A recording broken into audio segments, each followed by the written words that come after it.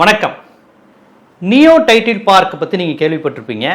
இந்த neo title பார்க்கை உருவாக்குவது தான் டிட்கோவினுடைய நோக்கம்.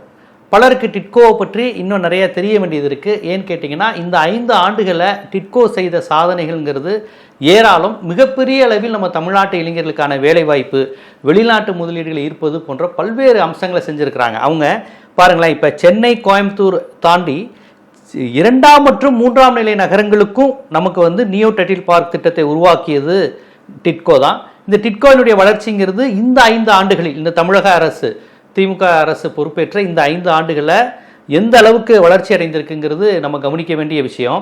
மினி ஐடி பார்க்கை இவங்க நிறைய உருவாக்கியிருக்கிறாங்க. அதாவது 50,000 முதல் 65,000 சதுரடி பரப்பில் சுமார் 500 முதல் 1000 ஊழியர்கள் பணிபுரியும் வகையில் மினி ஐடி பார்க் உருவாக்கப்பட்டிருக்கு.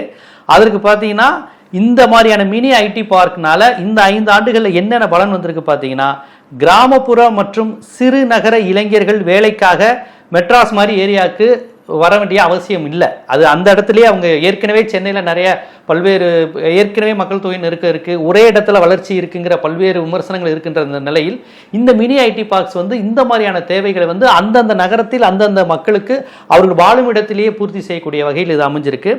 அப்புறம் பார்த்தீங்கன்னா, விழுப்புரம், சேலம், தஞ்சாவூர், வேலூர், திருப்பூர் போன்ற இடங்களில் மினி டைட்டில் பார்க் ரொம்ப சிறப்பாக செயல்படுது.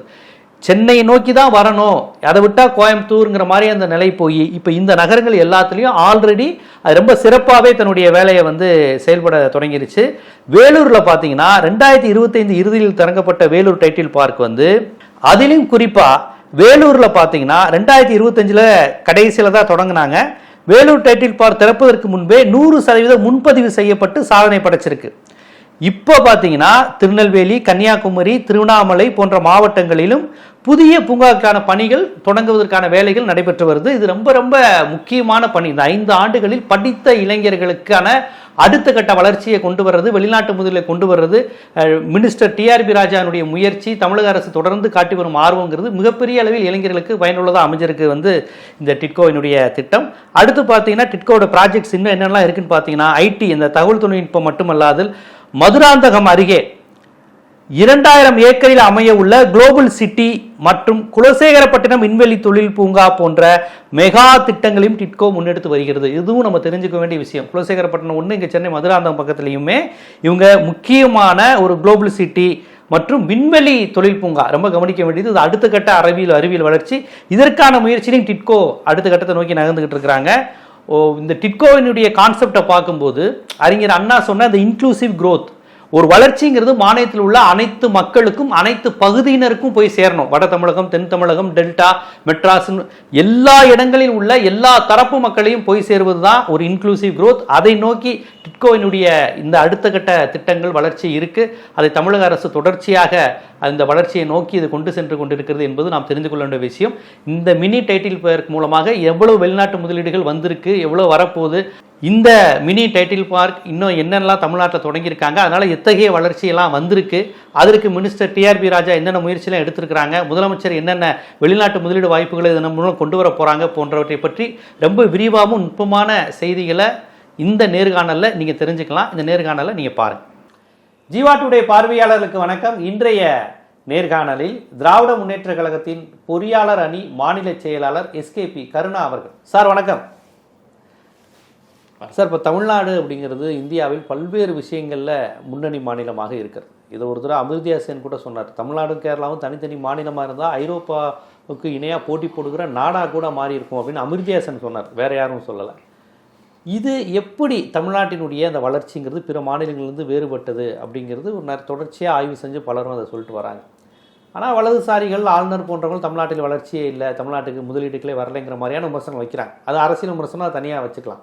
இப்போ நான் கேட்பது, இந்த திமுக அரசு இந்த 2021 தமிழ்நாடு முதலமைச்சராக மு க ஸ்டாலின் அவர்கள் பொறுப்பேற்றிருந்து இந்த கணம் வரை என்ன தமிழ்நாடு இதுவரை கண்டிராத புதிய வளர்ச்சிகளை, அடுத்த கட்ட வளர்ச்சின்னு சொல்லுவாங்களா, அந்த மாதிரி என்னென்ன வளர்ச்சியை பெற்றிருக்கிறாங்க? தமிழ்நாடு முழுவதும் ஒரே சீரான வளர்ச்சியை பெற்றிருக்கிறதா? வட மாவட்டம், தென் மாவட்டம், டெல்டா, ராமநாதபுரம், இந்த மாதிரி எல்லா பகுதிக்குமான வளர்ச்சியாக இருக்கா? சென்னை பகுதி, மதுரை, திருச்சி சிட்டி பேஸ்டு வளர்ச்சியாக இருக்கா? என்ன மாதிரியான வளர்ச்சியை அடுத்த கட்டத்தை நோக்கி இந்த அரசு வளர்ந்துருக்கிறதா பார்க்குறீங்க? எத்தனை தொழிற்சாலைகள், குறிப்பாக ஐடி பார்க்ஸு, படித்த இளைஞர்களுக்கான உடனடி வேலைவாய்ப்பு ஏற்படுத்தக்கூடிய தளமாக, வெளிநாட்டு முதலாளிகள் இருக்கக்கூடிய தளமாக தமிழ்நாடு மாறி இருக்கிறது. அதுக்கு இந்த 5 ஆண்டு காலத்தில் இந்த திமுக அரசு என்னெல்லாம் செஞ்சுருக்குன்னு நீங்கள் பார்க்குறீங்க? அது டாக்டர் அமர்த்தியா சென் வந்து நோபல் பரிசு பெற்ற ஒரு பெரிய மேதை, பொருளாதார மேதை.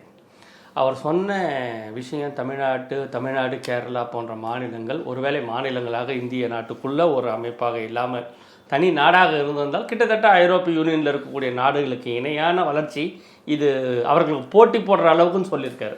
அது சொன்னதுக்கு காரணம் பொருளாதாரத்தை மட்டும் ஒரு குறியீடு இல்லை.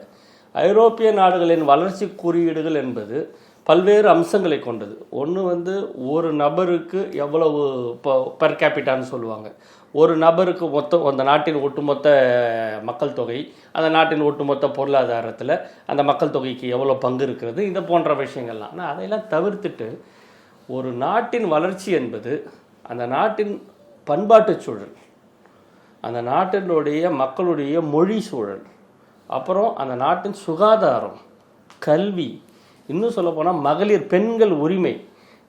இப்போ வந்து அண்மையில் வந்து அந்த வளர்ச்சி குறியீடுகளில் வந்து நான் கன்வென்ஷனல் எனர்ஜியை கூட சேர்த்துருக்காங்க அதில். அப்புறம் வந்து திடக்கழிவுகள் மேலாண்மை, எல்லா விஷயங்களையும் உள்ளடக்கியது தான் ஒட்டுமொத்தமான ஒரு வளர்ச்சி. இதனால தான் நம்ம வந்து சிங்கப்பூருக்கு போய் பார்த்தோம்னா ஒரு பெரிய சட்டன் டிராஸ்டிக்கான ஒரு சேஞ்சு நமக்கு தெரியும். ஐரோப்பிய நாடுகளுக்கு போய் பார்த்தோம்னா பெரிய சேஞ்சு தெரியும். அந்த சேஞ்சு தெரியறதுக்கான காரணம் நம்ம பார்க்குற இடங்கள் எல்லாம் வந்து ஒரு நாம் இப்படி இருக்கலாமே அப்படின்னு தோன்ற அளவுக்கான ஒரு வளர்ச்சி. இந்தியாவில் இருக்கக்கூடிய வட மாநிலங்கள்லேருந்து வரக்கூடியவர்கள் இப்போ தமிழ்நாட்டுக்கு வந்தாங்கன்னா கிட்டத்தட்ட தமிழ்நாட்டிலேருந்து நாம் ஐரோப்பாவுக்கு போய் நம்ம எப்படி ஒரு உணர்வு வருதுமோ அதே உணர்வு அவர்களுக்கு வியப்பாக தான் பார்க்குறாங்க, வியக்கிறாங்க. எப்படி இருக்கிறாங்க. ஆமாம், எப்படி வந்து எந்த ஒரு சாதி மத சந்தைகள் இல்லை. இந்த 5 ஆண்டுகள் ஆட்சியில் எங்கேயுமே சாதி கலவரம் என்ற ஒரு விஷயம் இல்லை. எவ்வளோ முயற்சிகள் பண்ணாங்க. இந்த மேல்பாதி போன்ற கிராமங்களில் சில இந்த கோவில்களுக்குள்ள நுழையக்கூடாதுன்னு அந்த உள்ளூர் பிரச்சனைகள்லாம் சாதி கலவரமாக மாற்றுவதற்கு எவ்வளவோ முயற்சிகள்லாம் நடந்தது. ஆனால் அரசு உறுதியாக இருந்து பல விஷயங்கள் அதை தடுத்து நிறுத்தி வளர்ச்சிகளை நோக்கிய ஒரு சமூகமாக நம்ம உள்ளடக்கி இருக்கிறோம்.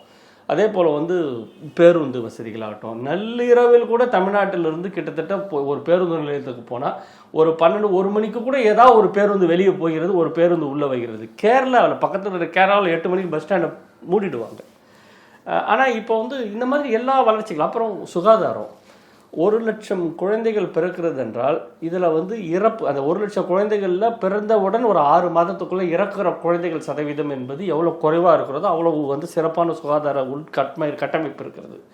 இன்றைக்கி நம்ம தமிழ்நாட்டில் வந்து மலை கிராமங்களில் இருக்கக்கூடிய பிஹெச்சியில் கூட இதை வந்து நம்ம வந்து அங்கேயே பிரசவம் பார்க்க முடியும். அதுக்காக நம்ம வந்து இந்த இதுக்கு தலைமை மருத்துவமனைக்கு வர வேண்டிய அவசியம் இல்லைன்ற அளவுக்கு அது தரம் உயர்த்தப்பட்டிருக்கிறது.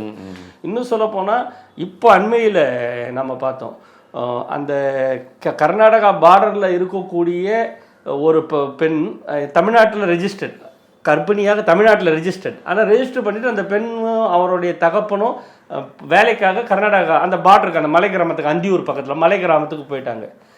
ஆனால் இந்த நம்மளோட ரெஜிஸ்டரில் அந்த பெண்ணுக்கு 8வது மாதமோ 9வது மாதமோ 2 செக்கப்பை மிஸ் பண்ணியாச்சு. அப்போது ஒரு மருத்துவர் ஒரு 2-3 சுகாதார அதிகாரிகளை அழைத்து கொண்டு ஊராக காடாக தேடி கண்டுபிடித்து அந்த பெண்ணை போய் கர்நாடகா இதில் கண்டுபிடிச்சு அந்த பெண்ணை வந்து கூட்டுட்டு வர்றதுக்கு முயற்சி பண்ணுறாரு. அந்த பெண் வந்து அங்கே போனால் நீங்கள் வயிற்று அறுத்துடுவீங்க, நீங்கள் பிரசவம் நான் வரமாட்டேன்னு சொல்லி அந்த பெண்ணை அடம்பிடிக்க அங்கேயே அந்த குழு தங்கி 2 நாள் அந்த கிராமத்தில் தங்கி அந்த பெண்ணை கன்வின்ஸ் பண்ணி கூட்டுட்டு வந்து பிரசவம் பார்த்துருக்காங்க. இதெல்லாம் வந்து ஒரு கதையில் வர மாதிரியான ஒரு விஷயம். இவ்வளவு முனைப்புகள், இவ்வளவு முயற்சிகள், இத்தனை 1000 அரசு ஊழியர்கள், மருத்துவர்கள், சுகாதார அலுவலர்கள், இவ்வளோ பேர் சேர்ந்த உழைப்பு தான் இன்றைக்கி நம்ம பார்க்கக்கூடிய வளர்ச்சி. அதனால தான் அமர்த்தியா சென் என்ன சொன்னார்னா, ஒட்டுமொத்த குறியீடுகளில் தமிழ்நாடும் கேரளாவும் மிக முன்னணியில் இருப்பதற்கு காரணம் என்னவென்றால் இந்த 2 மாநிலமே சாதி மதங்களை அரசியலுக்குள்ளே உள்ள விடலை. நாம் உண்மையில் இப்போ தான் நாம் அதை ரியலைஸ் பண்ணுறோம். தமிழ்நாடு இவ்வளோ பெரிய வளர்ச்சியை அடைந்திருக்கிறதுக்கு மிக முக்கியமான காரணமாக நாம் இப்போ தான் நமக்கே புரியுது, நாம் மக்களை பிரிவினைப்படுத்தவில்லை. நாம் வந்து இன்க்ளூசிவ்னஸ் தான் நம்மளுடைய அடிப்படை கொள்கை. அதுதான் திராவிடம் என்ற இன்க்ளூசிவ்னஸை நீங்கள் எதன் பொருட்டும் எந்த காரணத்துக்காகவும் எந்த ஒரு மந்திரங்களை சொல்லியோ இல்லை எந்த ஒரு விதிகளை சொல்லியோ எந்த ஒரு ஸ்மிருதிகளை சொல்லியோ நீங்கள் மனிதர்களை பிரிக்க முடியாது. இங்கே வந்து எல்லாருமே ஒரே மக்கள், எல்லாருமே வந்து அதை தான் நாம் வந்து திருக்குறளை முன்னிலை நிறுத்துறோம். அப்போது பிறப்புக்கும் எல்லா உயிருக்கும்னு நமக்கு உள்ள அந்த ஒரு யூனிஃபைடு ஒரு ஸ்கேல் வச்சுருக்கோம். இந்த ஸ்கேல் தான் நம்மளுடைய எல்லா முன்னேற்றத்துக்குமான மிக முக்கியமான காரணம். அப்போது நீங்கள் முக்கியமான ஒரு கேள்வி கேட்டீங்க, இந்த வளர்ச்சி என்பது பரவலாக்கப்பட்ட வளர்ச்சியாக இருக்கிறதா? பெரும்பாலும் இப்போ வந்து கடந்த ஒரு 20-30 ஆண்டுகளில் எல்லா மாநகரங்களும் வளர்ந்திருக்கின்றன. இதை சொல்லப்போனால் பின்தங்கி இருக்கக்கூடிய பீகார் மாதிரியான வளர்ச்சி குறியீடுகளில் பின்னாடி இருக்கக்கூடிய மாநிலங்களில் கூட பாட்னா போனீங்கன்னா பாட்னாவில் ஒரு இடத்துல பெரிய உயர் கட்டடங்கள், அந்த மாநிலத்தில் தலைநகர் மட்டும் நல்லா, தலைநகர் கூட இல்லை, தலைநகரில் ஒரு பகுதி, அதை டவுன் டவுன் சொல்லுவாங்க, அந்த பகுதி மட்டும் ரொம்ப வளர்ச்சி. கர்நாடகாவில் ஒரு 3 மாவட்டங்கள், ஆமா, மும்பை, தானே, பூனே அப்படின்னு அங்கே அப்படிதான் இருக்கும். அப்போ தலைநகர் வளர்றதுல எந்த ஆச்சரியமும் கிடையாது. ஆனால் தலைநகரை போலவே எல்லா கட்டமைப்பும் கொண்ட மற்ற நகரங்கள் அந்த மாநிலங்களில் வளர்ந்துருக்கிறதான்னா இந்தியாவில் எந்த மாநிலமும் காலரத்துக்கு விட்டு சொல்ல முடியாது. நம்ம தமிழ்நாட்டில் சொல்ல முடியும். தமிழ்நாட்டில் இருக்கக்கூடிய சிறு நகரங்கள்னு நாம் கேட்டகரைஸ் பண்ணுற விருதுநகர் ஆகட்டும், கோவில்பட்டி ஆகட்டும், அல்லது சேலம் ஆகட்டும், இந்த மாதிரி நகரங்கள் கூட பெரிய அளவில் பொருளாதாரத்தில் பங்கு வகிக்கின்றன. பெரிய அளவில் கல்வி வளர்ச்சி. இப்போ நீங்கள் விருதுநகர் போனாலும், சேலம் போனாலும், கோவில்பட்டி போனாலும், திருநெல்வேலி போனாலும் மிகப்பெரிய கல்வி நிறுவனங்கள் அங்கே இருக்கும், மிகப்பெரிய தொழில் வளர்ச்சி அங்கே இருக்கும். அப்போது வந்து இந்த மாதிரியான வளர்ச்சியை வந்து பரவலாக்கியது இந்த அரசின் மிக முக்கியமான விஷயம். இந்த வளர்ச்சி என்பது முதல்ல எடுத்தோன்னே வளர்ச்சி கொண்டாட முடியாது, இது மேஜிக் கிடையாது. இப்போது கையில் கிட்டத்தட்ட பிஜேபி அரசு வந்து இப்போ மோடி அவர்கள் இங்கே இப்போ பிரதமர் மோடி அவர்கள் இங்கே வந்து பேசும்போது டபுள் இன்ஜின் சர்க்கார்னு ஒன்று சொல்லியிருப்பார். அதாவது என்னவென்றால், நாங்கள் இன்றைக்கி இந்தியாவை ஆள்கிறோம், மாநிலத்தையும் எங்கள் பிஜேபி கையிலேயே கொடுத்தீங்கன்னா வளர்ச்சி அப்படியே படுவேகமாக இருக்கும், டபுள் இன்ஜின் சர்க்காராக இருக்கும் அப்படின்னு ஒரு அபத்தமான ஒரு கருத்தை சொன்னார். இப்போ உண்மையிலே பல மாநிலங்களில் பிஜேபி தான் ஆள்கிறது, வெகு சில மாநிலங்கள் தான் எதிர்கட்சி ஆளுகிறது. கிட்டத்தட்ட எல்லா மாநிலங்களையும் அவங்க கொண்டு வந்துட்டாங்க. 13 வருஷமாக ஆளுங்கட்சியாக பிஜேபி இருக்கிறது. அப்போ 13 வருஷமாக டபுள் இன்ஜின் சர்க்காராக இருக்கக்கூடிய மாநிலங்கள்லாம் பெரிய அளவில் வளர்ந்துருக்கணும் தானே. எந்த மாநிலம் வளர்ந்துருக்கிறது? அப்போது வளர்ச்சி என்பது ஒரு மேஜிக் மாதிரி பணத்தை அப்படியே அள்ளி கொடுத்து வளர்ச்சி கொண்டாது, கட்டமைப்பு போடக்கூடியது, சுவிட்ச் போட்டால் அது லைட் எறிகிற மாதிரியான விஷயம் கிடையாது. அதை கல்வியிலிருந்து தொடங்க வேண்டும். அடிப்படை கல்வியிலிருந்து நீங்கள் தொடங்கினாதான் இன்னைக்கு இப்போ பீகாரோ உத்தரப்பிரதேசோ அல்லது மத்திய பிரதேசோ தமிழ்நாடு மாதிரி கேரளா மாதிரி ஒரு வளர்ந்த மாநிலமாக வர வேண்டும் என்றால் அவர்கள் இன்னைக்கு ஆரம்ப கல்வியில் அவர்கள் அந்த ஆர்வத்தை காட்டி அதில் இன்வெஸ்ட் பண்ணாங்கன்னா இன்னையில இருந்து 40-50 ஆண்டு காலம் கழிச்சு தான் அந்த ரிசல்ட் வரும் உங்களுக்கு. கண்டிப்பா. இப்போ இந்த திமுக அரசு இந்த 2021 வந்ததுல இருந்து இதுவரையும் வளர்ச்சி தமிழ்நாட்டுக்கான இதெல்லாம் கிரெடிட்லாம் எல்லாரும் கொடுத்துட்டு தான் இருக்கிறாங்க. இந்த 5 வருஷத்துல இதுவரை செய்யாதது என்ன கூடுதலாக செஞ்சுருக்காங்க, தனித்துவமாக செஞ்சுருக்காங்க? குறிப்பாக அந்த டைட்டில் பார்க் இந்த மாதிரி விஷயங்கள்லாம் என்ன வளர்ச்சியை கொண்டு வந்து வெளிநாட்டு முதலீடு இருக்கிற அளவுக்கு இவங்க அதிகம் பண்ணியிருக்காங்க, டிஆர்பி ராஜாவும் முதலமைச்சரும் அப்படி என்ன பண்ணியிருக்காங்க அப்படிங்கிற ஒரு கேள்வி வருதுல, அதை நீங்கள் எப்படி பார்க்குறீங்க? முதல்ல 25 ஆண்டு காலம் ஆட்சியிலும் அது 21ஆம் ஆண்டு நம்ம திராவிட முன்னேற்ற கழகம் பதவியேற்ற ஒரு வருஷத்தை நம்ம எடுத்துடணும். ஏன்னா அந்த ஒரு வருஷமும் கடுமையான கொரோனா காலம். நாம் எந்த வளர்ச்சி திட்டங்களையும் எந்த இதுவையும் நம்ம பற்றி அதை பேசவே முடியாதுன்ற அளவுக்கு இருந்தது. அப்போ நமக்கு எஃபெக்டிவாக கிடைக்கிறது 4 ஆண்டு தான். இந்த 4 ஆண்டுகளில் திராவிட முன்னேற்ற கழக அரசு திட்டமிட்டு செயல்படுத்திய பல திட்டங்கள் அடுத்த 40 ஆண்டுகளுக்கு நம்ம தலைமுறை எடுத்து போவோம். இது ரொம்ப முக்கியமான விஷயம். இப்போது வளர்ச்சியை பற்றி பேசும்பொழுது அந்த பரவலாக்கப்பட்ட வளர்ச்சின்னு பேசணும். ஏன் கர்நாடகா ஐடி எக்ஸ்போர்ட்ஸில் இந்தியாவிலேயே முன்னணியில் இருக்கக்கூடிய மாநிலம், ஏன் கர்நாடகாவில் பெங்களூரு மட்டும் வளர்ந்து இருக்கிறது, பெங்களூரு சுற்றியில் இருக்கக்கூடிய அல்லது தக்ஷின் கர்நாடகா உத்தர கர்நாடகாலாம் எதுவும் ஏன் வளராமல் இருக்கிறது? ஏன் காரணம்? ஏன் மகாராஷ்டிராவில் பூனே மட்டும் வளர்ந்து இருக்கிறது? ஏன் டெல்லியில் நொய்டா மட்டும் வளர்ந்துருக்கிறது?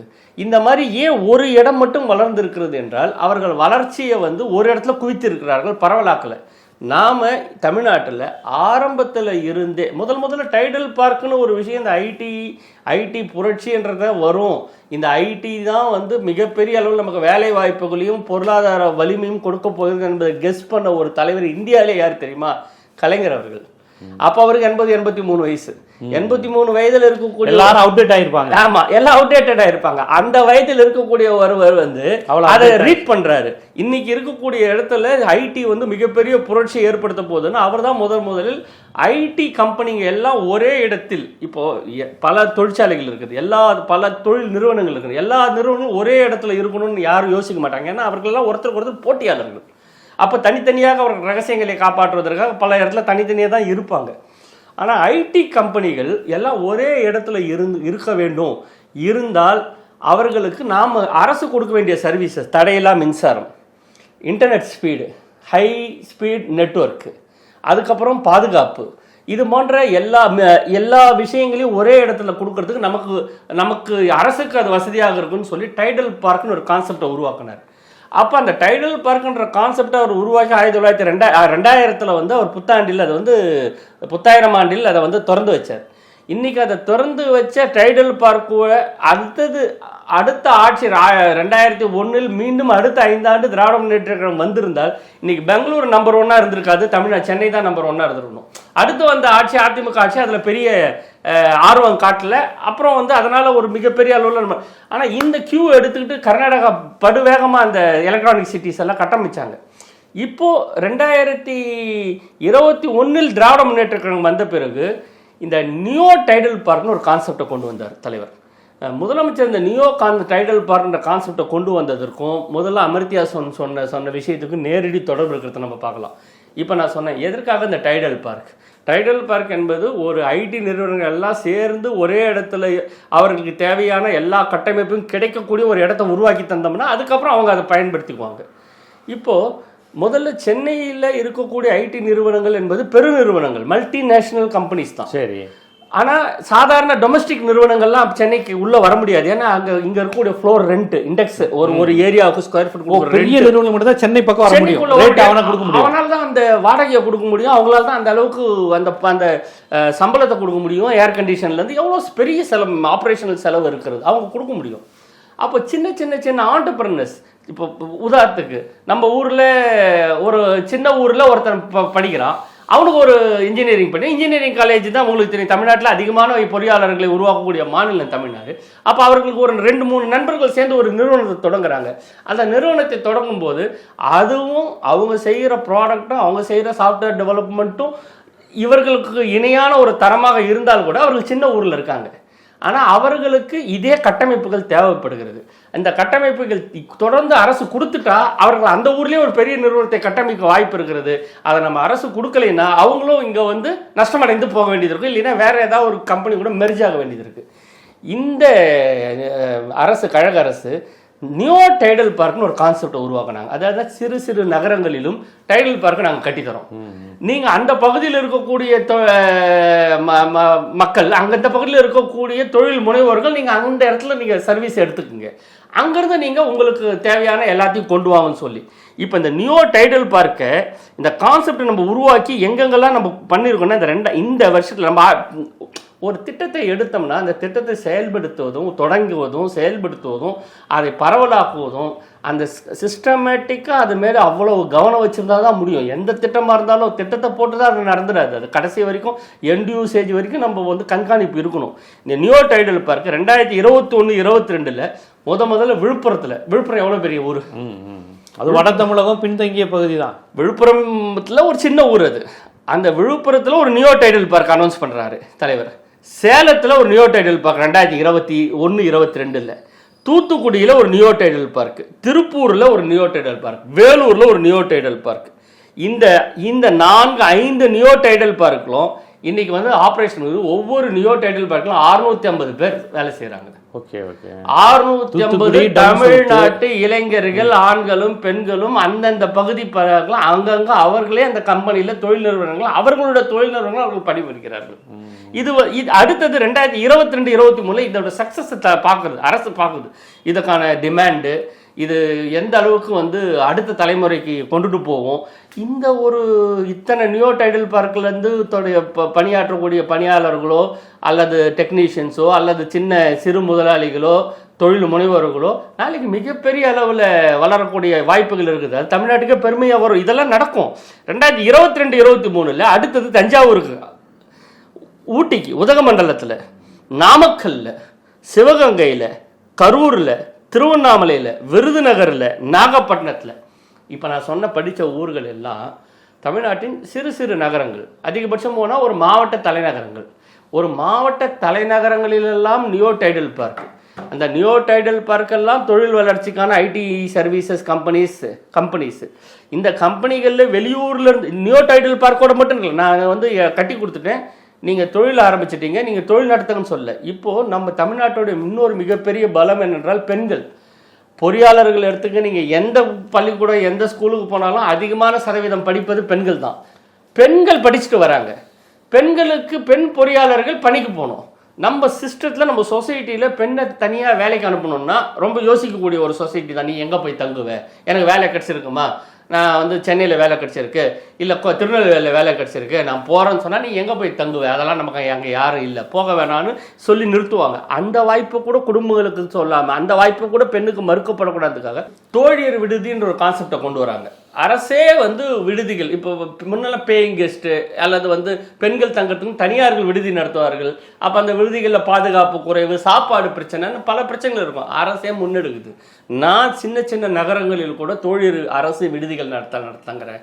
நீங்கள் குறைந்த செலவில் ஏசி ரூமு, எந்த நேரமும் சிசிடிவி பாதுகாப்பு, தரமான உணவு அப்படின்ற ஒரு எல்லா விஷயங்களும் அரசு ப்ரொவைட் பண்ணி பெண்களை வந்து ஒரு வேலைக்கு போவதற்கும் பெண்கள் சுயமாக முன்னேறுவதற்குமான ஒரு பாதை. இதை தான் நான் சொன்னேன், இது வந்து ஆல் ரவுண்ட் டெவலப்மெண்ட். ஆமா ஆமா, ஆல் ரவுண்ட் டெவலப்மெண்ட். இது மட்டும் இல்ல, வரல. எல்லாமே தமிழ்நாட்டுல 1000 பேருக்கு பணி வேலை வாய்ப்பு கொடுத்திருக்கிறோம் என்றால் 1000-900 பேர் ஆண்களாக இருந்தால் அந்த 900 பேர் மட்டுமே சம்பாதிக்கிற ஒரு குடும்பமா தான் 900 குடும்பம் கட்டமைக்கப்படுகிறது. இந்த 900 குடும்பத்துல ஆண்கள் மட்டும் வருமானம் ஈட்டக்கூடிய குடும்பத்தில் தன்னால எப்பவுமே ஒரு அதிகார மேலோங்கும். நாம அதுக்கு எதிராக இருக்கிறோம். நாம என்ன சொல்றோம், எல்லோரும் சமம்னு நம்மளை நம்மை அடக்க முயல்பவரை பார்த்து நாம எல்லாரும் சமம்னு சொல்லல. நமக்கு கீழே இருக்கிறவங்களை பார்த்து, நம்ம கூட இருக்கிறவங்களை பார்த்து நாமே சொல்லிக் கொள்கிறோம் நம்ம எல்லாரும் சமம்னு. நாம முதல்ல நம்ம வீட்டுல நம்ம குடும்ப உறுப்பினர்களை, நம்முடைய தாயை, சகோதரி, மனைவி எல்லாரையும் சம உரிமையோட நடத்தணுன்றது தான் மிக முக்கியமான விஷயம். அப்ப இதுக்கு பொருளாதாரம் மிக முக்கியமான அளவுகோல். நீங்க வருமானம் ஈட்டக்கூடிய பெண்ணையும் வருமானம் ஈட்டாத ஒரு பெண்ணையும் 2 பேரையும் நீங்க சுலபத்தில் உங்களால் டிஸ்டிங்விஷாக பார்க்க முடியும். ஏன்னா ஒரு பொருளாதார பலம் கொடுக்கக்கூடிய அந்த உரிமை இருக்கு இல்லையா, அது வந்து ரொம்ப முக்கியம். அதை வந்து நம்ம பண்றோம். இப்போ 1000 வேலை வாய்ப்புகள் உருவாகிறது என்றால் அதில் 600-650 வேலை வாய்ப்புகள் பெண்களுக்கான வேலை வாய்ப்புகள். தமிழ்நாடு எந்த அளவில் சாதிக்கிறது என்றால் இங்கதான் சாதிக்குது. இப்போ நியோ டைட்டில் பார்க் கான்செப்ட்லயும் பெண்கள் அதிகமா இருக்கிறாங்க, மிக மிக அதிகம். நீங்க சமவாதியா இருக்காங்களா? இல்ல, 600-700 பேர், 1000 ஆண்களோட கூட 65-70% பேர் நியோ டைட்டில் பார்க்கில் வேலை செய்பவர்கள் பெண் தொழில் முனைவோர்கள். இன்னைக்கு வந்து நாம ஒவ்வொரு குடும்பத்திலையும் உள்ள போய் பார்த்தோம்னா அந்த குடும்பத்துக்குள்ள ஆண்களுக்கு இணையாக வருமானம் ஈட்டக்கூடிய பொருளாதார சுதந்திரம் பெற்றவர்களாக பெண்கள் இருக்கிறார்கள். நீங்க படிச்சு பட்டம் பெற்று வேலை வாய்ப்பை பத்தி பேசிட்டு இருக்கோம். படிக்காத, உதாரணத்துக்கு ஒரு டிகிரி அல்லது ஒரு 10வது 12வது 20க்குள்ள படிக்கக்கூடிய இந்த பெண்களுக்கான வேலை வாய்ப்புகளை கூட இந்த அரசு தான் அத்தனை லட்சம் வேலை வாய்ப்புகள் உருவாக்கி இருக்கிறது. இன்னைக்கு தோல் அல்லாத காலனி உற்பத்தி இன்னைக்கு இந்தியாவில் உலகத்திலே அதிகமான புதிய தொழில். அது அந்த தொழில் நம்ம உருவாக்கி இருக்கிறோம். எலக்ட்ரானிக்ஸ் மேனுஃபேக்சரிங் உங்களுக்கு தெரியும். ஒட்டுமொத்த இந்தியாவில், நான் சொல்ல இந்தியா எவ்வளோ பெரிய நாடு, கிட்டத்தட்ட 140 கோடி மக்கள் தொகை இருக்கக்கூடிய நாட்டில் ஒட்டுமொத்த இந்தியாவில் வேலைக்கு போகக்கூடிய பெண்களில் 40% பேர் தமிழ்நாட்டில் இருக்காங்கன்னும் போது அது எவ்வளோ பெரிய சாதனை. இப்போ இந்த நியோ டைட்டில் பார்க் வந்து இதுவரையும் ஐடிக்கு திமுக முக்கியத்துவம் தந்திருக்கு, தமிழ்நாடு வளர்ந்துருக்கு வரல. இந்த அரசியல் நீங்கள் சொன்ன கொரோனா விட்டு 4 வருஷத்தில் இத்தனை நியோ டைட்டில் பார்க் ஏற்படுத்தினதில் இளைஞர்களுக்கான வேலைவாய்ப்பு ஒரு புறம் இருக்கட்டும், தமிழ்நாடு அரசினுடைய வளர்ச்சிக்கும் இதற்கும் எதுவும் தொடர்பு இருக்கா? ஆமா, இது என்னன்னா தொழில்துறையில தான் இந்த நியோ டைட்டில் பார்க்கெல்லாம் வருது. தொழில்துறை அமைச்சர் வந்து ஒரு இளைஞர், ஒரு டைனமிக் பர்சன் டிஆர்பி ராஜா அவர்கள் தான் வந்து தொழில்துறை அமைச்சர். அவரு உலகத்துல பல்வேறு நாடுகளுக்கு போய் பார்க்கறாரு, அந்த நாட்டின் வளர்ச்சிகளை பார்க்கறாரு. இதெல்லாம் இந்த மாதிரியான வளர்ச்சிகள்லாம் இங்க வரணும்னு நினைக்கிறாரு. இயல்பாவே ஒரு ஆர்வமா இருக்கு. அவருடைய கான்ட்ரிபியூஷன் இந்த இடத்துல மிக மிக அதிகம்.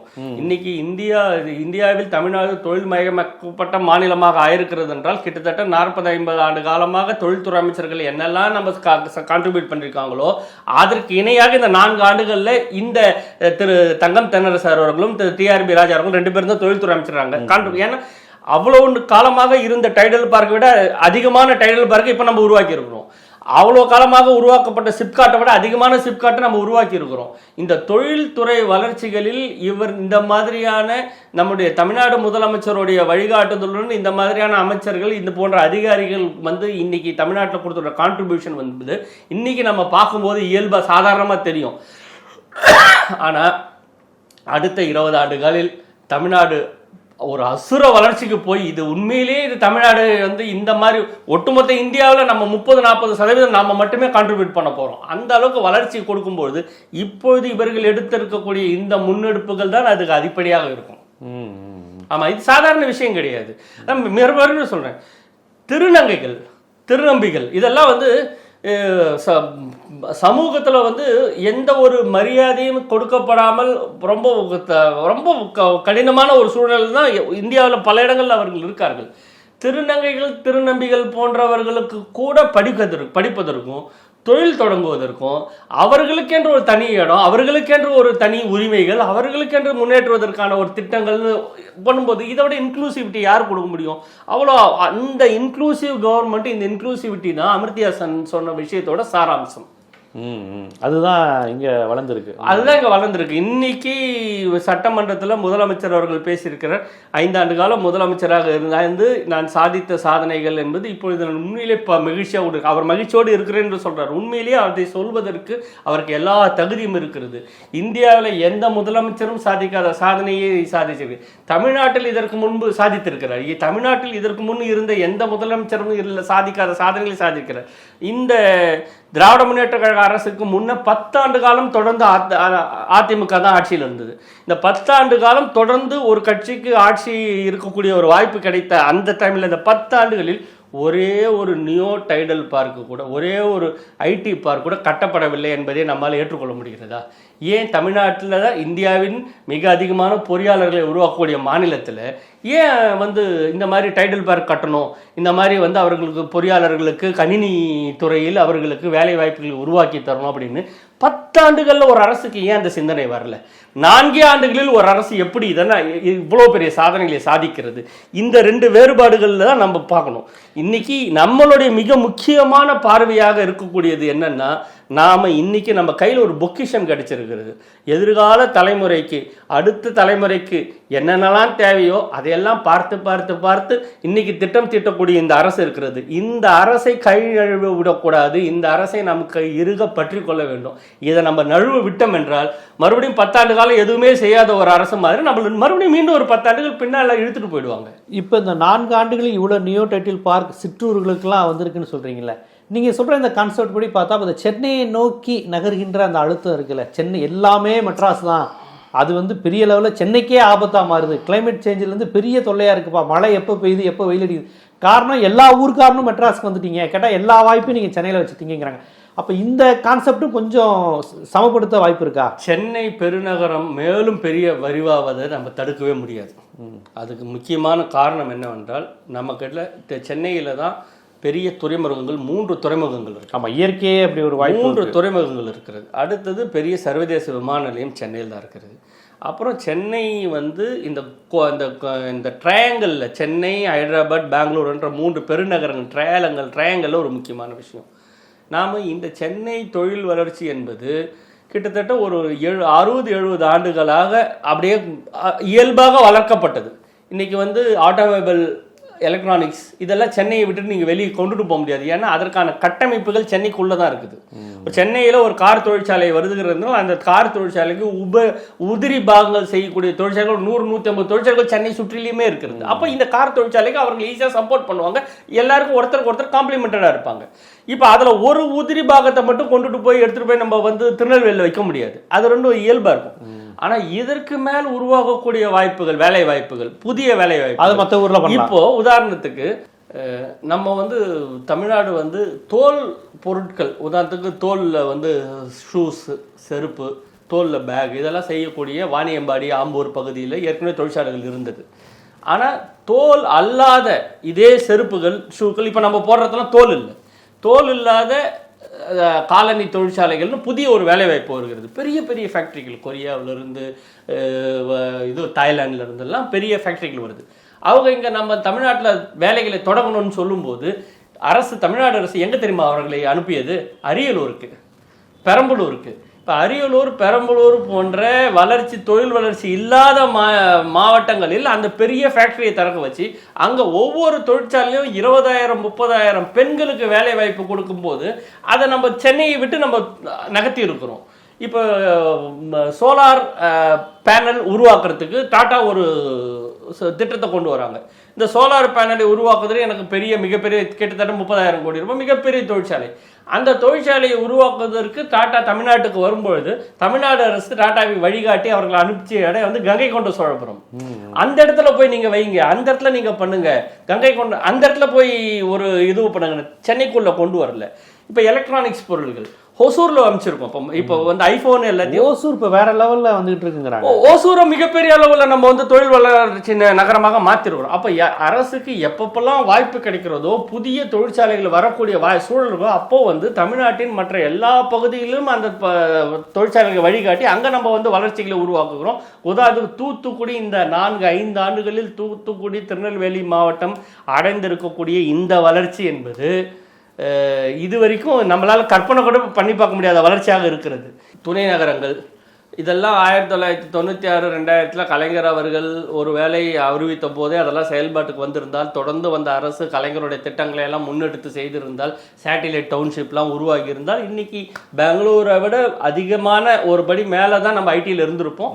இப்போ நம்ம 2 அல்லது 3வது இடத்துல பெங்களூர் ஈக்குவலாக போயிட்டோம். இல்லை, நம்ம 2வது அல்லது 3வது பெங்களூர், ஹைதராபாத், சென்னை இந்த 3 இடத்துக்கு நடுவில் தான் நம்ம இருக்கோம். நம்ம இன்னும் மேலே போகிறதுக்கான வாய்ப்பு இருக்கிறது. ஒட்டுமொத்த தமிழ்நாடாக நிச்சயமாக ஒரு நாள் பெங்களூர் நம்ம வந்து தோற்கடிப்போம். ஓகே. அப்போ அந்த நியோ டைட்டில் பார்க் இந்த மாதிரி பல்வேறு விஷயங்கள் வந்து படித்த இளைஞர்களுக்கு அந்தந்த ஊர்லேயே வேலை வாய்ப்பு அப்படிங்கிற விஷயத்தை வந்து இன்னும் ஒரு விஷயம் நான் சொல்ல விரும்புகிறேன். தமிழ்நாடு அரசு செய்யக்கூடிய தொழில் புரட்சிகள் என்பது தமிழ்நாட்டு மக்களுக்கு மட்டுமானதல்ல, ஒட்டுமொத்த இந்தியாவில் படித்து வெளியே வரக்கூடிய இளைஞர்களுக்கான தொழில் வாய்ப்புகளையும் நாம தான் திறந்து வைக்கிறோம். இன்னைக்கு வெளி மாநிலங்களிலிருந்து எத்தனையோ லட்சம் பேர் இங்கே வந்து தமிழ்நாட்டில் வந்து பணிபுரிகிறார்கள். இவர்கள் பணிபுரிபவர்களுக்கு ஒரு தரமான வாழ்க்கை, ஒரு பாதுகாப்பான சூழல், அவர்களுக்கு ஒரு நல்ல கல்வி, எல்லாமே தமிழ்நாடு. நியோ டைட்டில் பார்க்னால் வெளிநாட்டு முதலீடும் அதிகரிக்கும். வெளிநாட்டு முதலீடுகள், வெளிநாட்டு கம்பெனிகளுக்கான சர்வீஸ் விஷயமா தான் இவர்கள் இருப்பார்கள். அப்போ வெளிநாட்டிலிருந்து நிறைய தொடர்புகள் வரும். இது கிட்டத்தட்ட சென்னையில நம்ம பார்க்கக்கூடிய பெரிய ஐடி நிறுவனங்களோடைய இன்னொரு ரிப்ளிகா, சின்ன விஷயமா, சின்னதா இருக்கும். ஆனா இதெல்லாம் தான் சேர்ந்துதான் ஒரு பெரிய சாதனையை செய்யும். பல்வேறு செய்திகள், பல்வேறு தரவுகள், அதாவது அரசியலுக்கு அப்பாற்பட்டு ஒரு மாநிலத்தின் வளர்ச்சியை தமிழர்கள் எப்படி புரிஞ்சுக்கணும், என்னவா தமிழர்களுக்கு மாற்றம் நடந்திருக்கு அப்படிங்கிறத நம்ம எப்படியெல்லாம் பார்க்கணும் அப்படிங்கிறத வெறும் அரசியலாகவும் கருத்தாகவும் இல்லாமல், தியரியாக இல்லாமல், ப்ராக்டிக்கலாக என்னென்ன நடந்திருக்குங்கிறத உதாரணங்களோட எந்தெந்த ஊர் என்னென்ன விஷயங்கிறத ரொம்ப விரிவாக நம்ம மக்களுக்கு எடுத்து வச்சிங்க. மிக்க நன்றி. இந்த திமுக அரசு இந்த 5 ஆண்டுகளில் செய்யக்கூடிய சாதனைகளை தமிழ்நாட்டில் இருக்கக்கூடிய ஒவ்வொருவரும் அரசியல் பார்வையை எடுத்து வைத்து விட்டு நம்முடைய சொந்த விருப்பங்களை ஒதுக்கிவிட்டு நியாயமான தராசு கொண்டு அளவிட்டால் இந்த அரசு அடுத்த 3-4 தலைமுறைகளுக்கான ஒரு வலுவான ஆதாரத்தை உருவாக்கி இருக்கிறது என்பதை நம்ம எல்லாமே புரிஞ்சுக்க முடியும். உண்மையில் மாண்புமிகு தமிழ்நாடு முதலமைச்சர் அவர்கள் இன்னும் பல 5 ஆண்டுகள் ஆட்சியில் இருக்க வேண்டும். அதுதான் தமிழ்நாட்டுக்கு நல்லது. நன்றி. அன்னை தமிழ் காக்க இந்தி திணிப்பை எதிர்த்து களம் கண்ட மொழிப்போர் தியாகிகள் நடராஜன் தாளமுத்து நினைவிடத்தில் மாண்புமிகு தமிழ்நாடு முதலமைச்சர் கழக தலைவர் அவர்கள் காலையில் வீர வணக்கம் செலுத்தி மாலையில் காஞ்சியில் வீர வணக்க பொதுக்கூட்டத்தில் உரையாற்றுகிறார். தலைவரோடு இளம் தலைவர் அவர்களும் கழக மூத்த முன்னோடிகளும் தமிழ்நாடு முழுவதும் நடைபெறும் வீர வணக்கம் நாள் பொதுக்கூட்டத்தில் உரையாற்றுகிறார்கள். கழக மாணவர் அணி தோழர்கள் பெரும் திரளாக கலந்து கொண்டு மொழிப்போர் தியாகிகளுக்கு வீர வணக்கம் செலுத்துவோம். தமிழ் வாழ்க, தமிழ்நாடு வெல்லும், தீ பரவட்டும்.